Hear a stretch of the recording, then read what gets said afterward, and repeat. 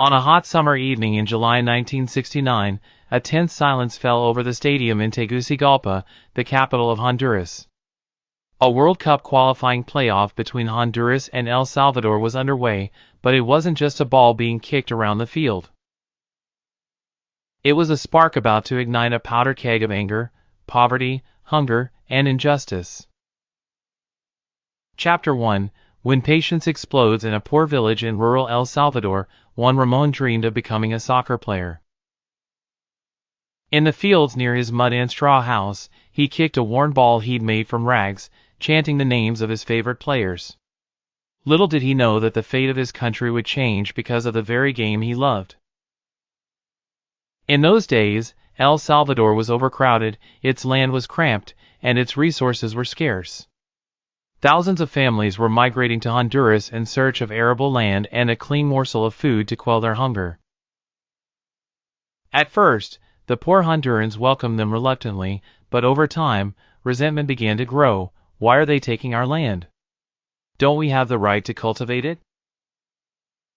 Peasants carried rifles instead of plows, and decrees were issued to expel Salvadoran immigrants.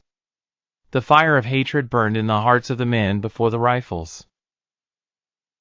Chapter 2: The kick-off. The World Cup qualifiers between the two countries began, but they weren't matches, they were battles. In the first match in Honduras, the hosts won, and the day ended with the suicide of a young Salvadoran girl, grieving her team's loss. The newspapers published her story, and she became a national icon. Then came the second match in El Salvador, and their team won, and the fans came out as if they had won a war, not a match. The playoff was in Mexico, and there, El Salvador won. They cheered in the streets, and Honduras began to brutally expel Salvadorans, even those born there. Chapter 3: 4 Nights of Hell. On July 14, 1969, El Salvador declared war on Honduras. It wasn't over a goal or a World Cup, but rather the culmination of a social, economic, and political explosion triggered by a referee's whistle. Bombs fell on villages, soldiers streamed across the border, and blood ran over fields that had once grown corn. The screams of women mingled with the sound of gunfire. The war lasted only 100 hours, 4 1/3 days, but it left more than 3,000 dead, thousands more wounded, and thousands more refugees.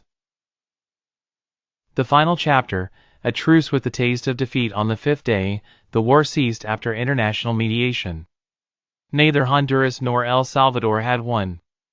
Rather, the defeat was a shared one, etched in the faces of bereaved mothers and the bodies of soldiers returning with permanent disabilities. Juan Ramon, who had enlisted as a soldier, returned to his village, but he was no longer the boy who dreamed of soccer. He now bore the pain of a nation in his eyes, and in his right hand was a splinter that the doctor could not remove.